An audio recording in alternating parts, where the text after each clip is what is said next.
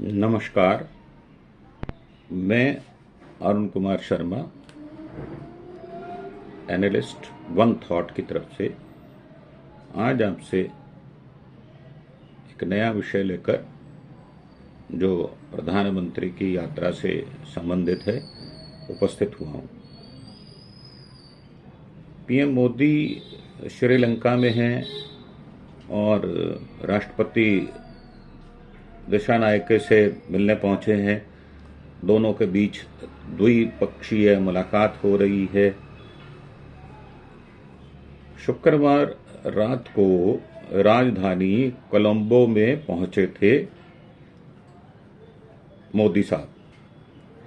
3 दिन के दौरे पर हैं। आज सुबह श्रीलंकाई राष्ट्रपति अनुरा कुमार दिशानायके से मिलने पहुंचे हैं। उनका रेड कारपेट पर स्वागत किया गया, गार्ड ऑफ ऑनर दिया गया। वो कल रात थाईलैंड के दौरे के बाद श्रीलंका पहुंचे थे। यात्रा के दूसरे दिन आज मोदी श्रीलंका प्रधानमंत्री हरिनी अमरसूरिया से भी मुलाकात करेंगे। मीडिया रिपोर्ट्स के मुताबिक मोदी श्रीलंकाई राष्ट्रपति से मुलाकात कर तमिल समुदाय को ज्यादा अधिकार देने की मांग उठा सकते हैं। इसके अलावा दोनों रक्षा और आर्थिक मामलों पर बातचीत करेंगे। पिछले साल द्विपक्षीय समझौते जो हुए थे उनको अंतिम रूप देंगे। और इस बीच जो है मछुआरों, श्रीलंका में रहने वाले तमिल नागरिक, उनसे जुड़े मुद्दों पर बात हो सकती है। ये उनका तीसरा दौरा है। इससे पहले 2015-2019 में श्रीलंका जा चुके हैं। श्रीलंका के राष्ट्रपति अनुरा दिशानायके की भारत की यात्रा पर आए थे, तब उन्होंने मोदी साहब से मुलाकात की थी।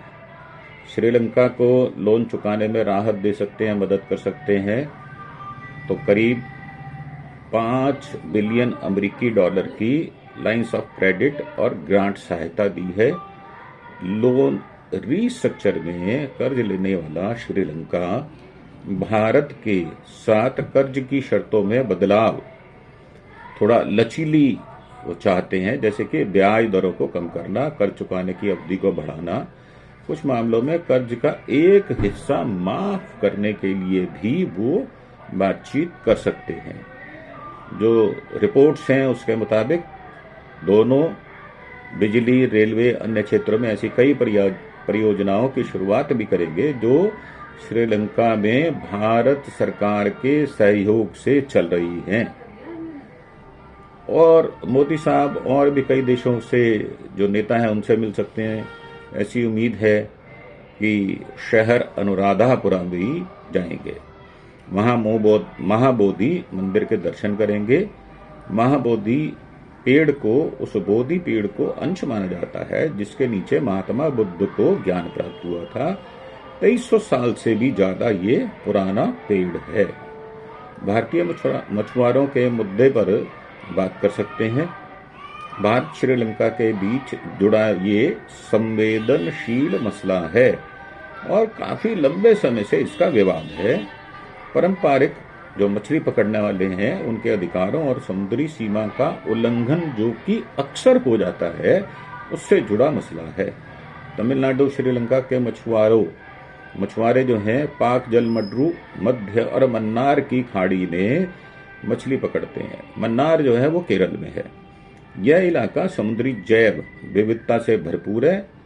भारत श्रीलंका की समुद्री सीमाएं वैसे तो निर्धारित हैं, परंतु उनका उल्लंघन अंतर्राष्ट्रीय अपराध माना जाता है। अक्सर तमिलनाडु के मछुआरे मछली पकड़ने के लिए श्रीलंकाई क्षेत्र में अनजाने में घुस जाते हैं।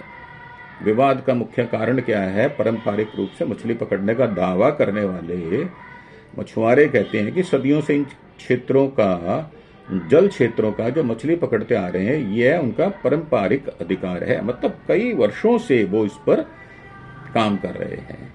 दूसरा मुद्दा है कच्चा थीवू द्वीप। इसके विषय में मैंने बहुत सारे मीडिया चैनल के अंदर बातचीत की है कि जो उन्होंने अधिकार कर लिया था भारत और वास्तव में ये है भी उनका।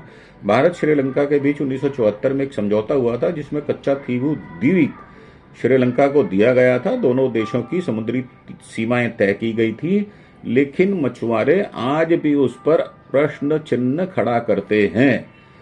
ट्रॉलर का इस्तेमाल, भारतीय मछुआरे मोटर से चलने वाले ट्रॉलर का इस्तेमाल करते हैं जिसमें मोटर बोट लगी हुई होती है, और श्रीलंका के जो मछुआरे हैं वो इसका विरोध करते हैं।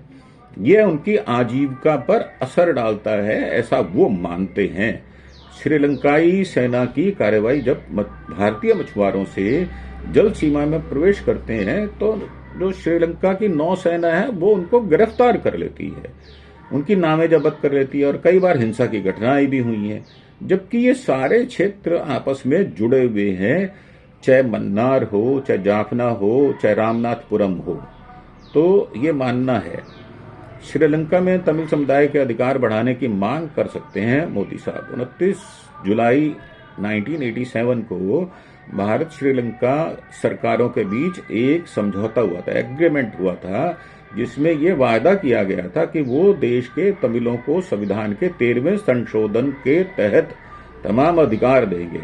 समझौतों में यह कहा गया था कि 13वें संशोधन के तहत स्टेट काउंसिल बनाई जाएगी और इसमें तमिलों को भी संख्या के आधार पर जगह दी जाएगी। हालांकि इस समझौते को अब तक लागू नहीं किया गया। क्यों नहीं किया गया, ये सरकारों पर निर्भर करता है।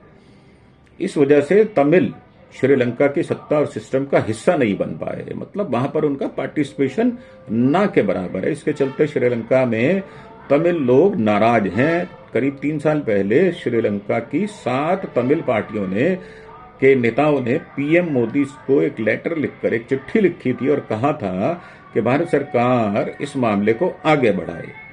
सोमपुरा और ऊर्जा प्रोजेक्ट पर मिलकर काम कर रहे भारत श्रीलंका, त्रिकोमली जिले के अंदर भारत श्रीलंका के बीच सहयोग है। सोमपुरा और ऊर्जा प्रोजेक्ट को विकसित किया जा रहा है। भारतीय कंपनी एनटीपीसी, जो कि सरकारी कंपनी है, और श्रीलंका की सिलोन इलेक्ट्रिसिटी बोर्ड सीईबी, इस प्रोजेक्ट को दोनों साथ मिलकर काम कर रहे हैं। सोमपुरा श्रीलंका के त्रिकोमाली जिले में स्थित है, जो लिबरेशन टाइगर तमिल ईलम यानी लिट्टे ने ही राजीव गांधी साहब की हत्या की थी के प्रभाव वाले क्षेत्रों में शामिल था। 2006 सोमपुरा लिट्टे के नियंत्रण में था। तब श्रीलंकाई सेना ने सैन्य कार्रवाई कर इसे वापस लिया था। कई तमिल परिवार विस्थापित हुए तो उस समय विवाद शुरू हुआ था।